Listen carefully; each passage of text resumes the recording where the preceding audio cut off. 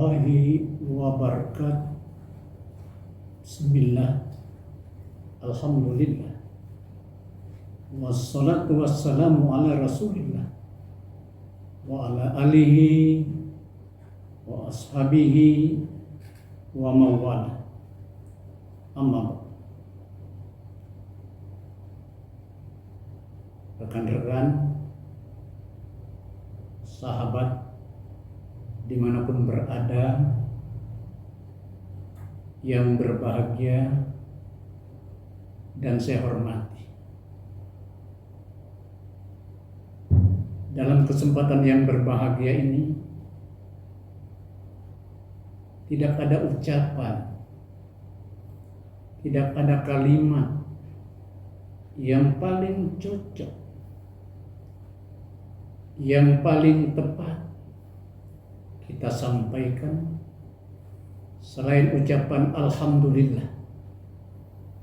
Karena sampai hari ini, jam ini, menit dan detik ini, Allah masih memberikan berbagai fasilitas nikmat kepada kita, sehingga kita bisa bertemu di channel YouTube ini dalam keadaan sehat lahir dan batin. Salawat dan salam semoga tercurah, terlimpah kepada junjungan Nabi besar Muhammad sallallahu alaihi wasallam. Dalam kesempatan silaturahim ini, kami akan mencoba mengangkat satu tema, satu judul, asyukru ala nikmatillah. Syukur terhadap nikmat-nikmat Allah saya kaitkan dengan tupoksi pengadilan agama. Menerima, memeriksa, memutus, dan menyelesaikan perkara perdata yang diajukan oleh masyarakat pencari keadilan. Bersyukur terhadap nikmat Allah banyak disebutkan di dalam Al-Quran. Ada yang secara tegas, ada juga yang bersifat ultimatum. Justru yang kedua ini yang lebih dahsyat, yang lebih mengerikan. Yang tegas seperti disebutkan dalam Al-Quran, surah Al-Imran ayat 103. Wazkuru nikmatallahi alaikum. Syukurlah terhadap nikmat yang telah kuberikan kepadamu. Sedangkan yang bersifat ultimatum, Al-Quran surah Ibrahim ayat 7. La in syakartum la azidannakum wa la in kafartum inna adzabi lasyadid. Kata Allah, andai kata kalian mensyukuri nikmat yang telah kuberikan kepadamu, akan aku tambah nikmat tersebut. Tapi sebaliknya, andai kata kalian ingkar, kufur terhadap nikmat yang kuberikan kepadamu, waspada, azabku amat pedih. Materi ini pernah saya sampaikan pada saat memberikan pembinaan di kantor pengadilan agama Samarinda tanggal 21 Oktober 2024. Ada dua karunia besar, nikmat besar yang Allah berikan kepada kita semua. Yang pertama, diberikan status, ditakdirkan menjadi PNS, pegawai negeri sipil. Di negara Republik Indonesia, status PNS adalah status sosial yang paling ditunggu-tunggu. Tidak berkelebihan, andai kata saya katakan ini adalah status sosial primadona. Ditunggu-tunggu kapan ada tes pegawai. Selalu dinanti. Ada fenomena di masyarakat kita. Kalau ada anaknya dilamar, dipersunting oleh seorang laki-laki, yang dipertanyakan pasti yang pertama, pegawai di mana itu? Tidak ada yang tanya, kerja di pabrik mana? Kerja di toko mana? Pasti yang dipertanyakan, pegawai apa? Ini Indonesia, status PNS, ASN adalah status sosial yang sangat tinggi. Oleh karena itu, perlu kita syukuri, kita jaga. Jangan sampai dicederai oleh ulah kita, merusak nama orang pegawai negeri Republik Indonesia. Yang kedua, kita ditakdirkan bekerja sehari-hari, berhadapan langsung dengan makhluk yang bernama manusia, makhluk yang paling mulia.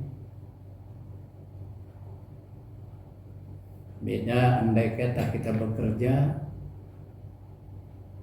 di tambang batu bara.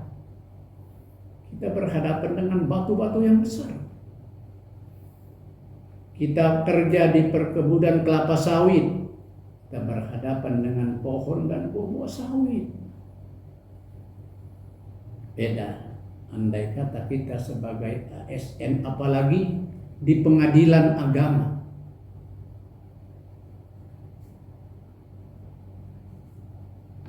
Setiap hari kita berhadapan dengan manusia. Ada ruang, ada peluang untuk memperbanyak amal ibadah. Sekali lagi, ada peluang, ada ruang untuk memperbanyak amal ibadah. Bukankah satu hadis Rasulullah Sallallahu Alaihi Wasallam diriwayatkan oleh Imam Tirmidzi, tabassumuka ala wajhi akhika sadaqah. Senyum yang kau berikan kepada saudaramu adalah sedekah. Sekalipun uang kita sedikit, tapi dengan modal senyum kepada manusia, pada masyarakat pencari keadilan, bernilai sedekah. Para pihak datang ke kantor, sudah disambut oleh satpam dengan senyum. Masuk ke meja informasi, ke ruang tunggu, sudah disambut dengan senyum, dilayani dengan senyum. Ikhlas. Begitu juga di ruang sidang. Tidak ada larangan seorang hakim senyum dengan pihak. Apalagi perkara di pengadilan agama, 80% perkara perceraian. Orang yang datang dalam kondisi sedih, hatinya bercabik-cabik, hatinya luka dan sebagainya. Dengan senyum yang kita berikan semoga menjadi terapi. Jangan malah kita bentak-bentak meja di hadapan pihak, jangan. Mereka orang terzolimi, orang sakit jiwanya. Sekali lagi tidak ada larangan senyum, asalkan senyum itu berimbang. Jangan mentang-mentang istrinya cantik lempar senyum, sementara suaminya merengut. Tidak benar itu. Silakan senyum, tapi berikanlah senyum yang berimbang. Kepada penggugat, kepada tergugat, senyum yang sama.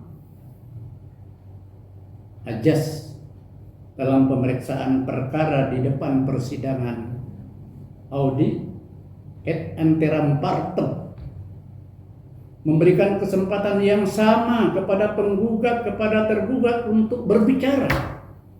Ini dikembangkan, termasuk senyum juga harus berimbang.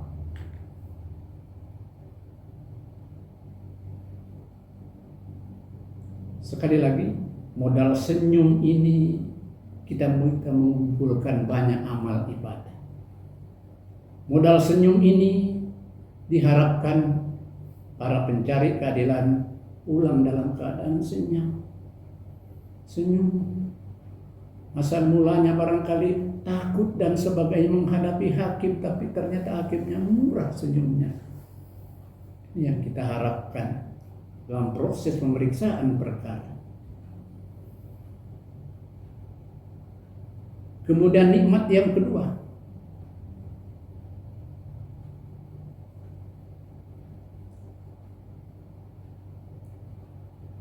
Umar bin Khattab pernah berkata, beliau menyampaikan bahwa Rasulullah SAW pernah bersabda, idkhalus surur fi qulubil mu'minin ibadah, memberikan kegembiraan, memasukkan kegembiraan pada hati orang-orang yang beriman itu ibadah.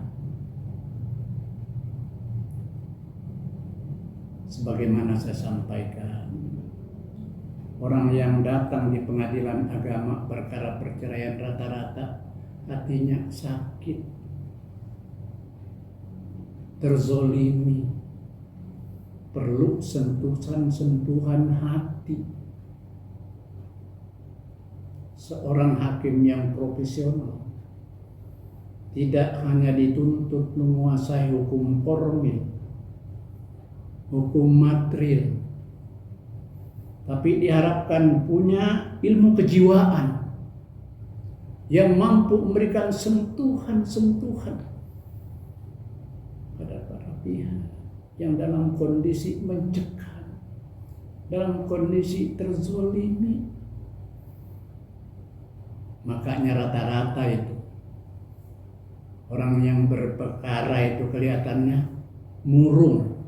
Perkara perceraian, coba lihat ibu-ibu itu kelihatan murung, sedih dan sebagainya. Tidak ada terlihat cantik karena terpukul jiwanya. Tapi kalau sudah selesai persidangan, sudah dapat akta cerai, nah baru kelihatannya tumbuh kembali semangatnya. Satu kejadian di Balikpapan, saya jalan-jalan ke kebun sayur. Tiba-tiba ada seorang wanita menghampiri. Assalamualaikum Pak Hakim. Saya kaget. Wanita cantik dari mana ini? Ibu siapa? Bapak yang menyidangkan saya dulu Pak. Coba.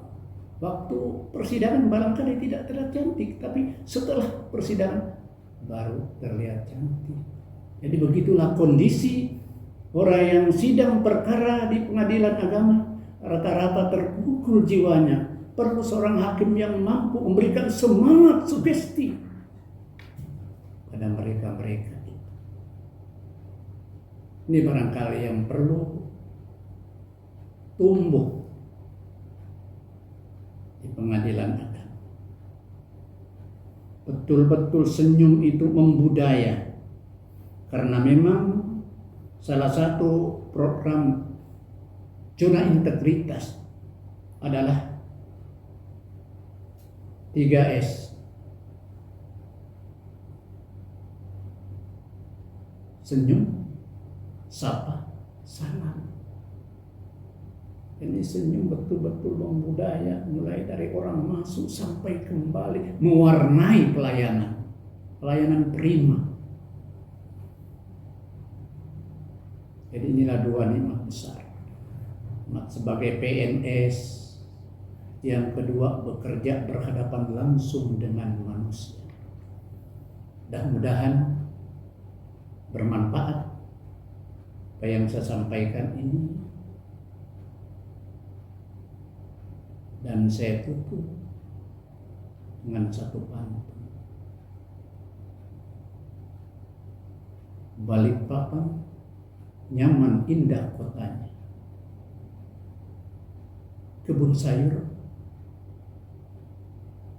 pusat cenderamata-nya. Jangan bekerja apa adanya, tidak tercapai program kerjanya. Assalamualaikum warahmatullahi wabarakatuh.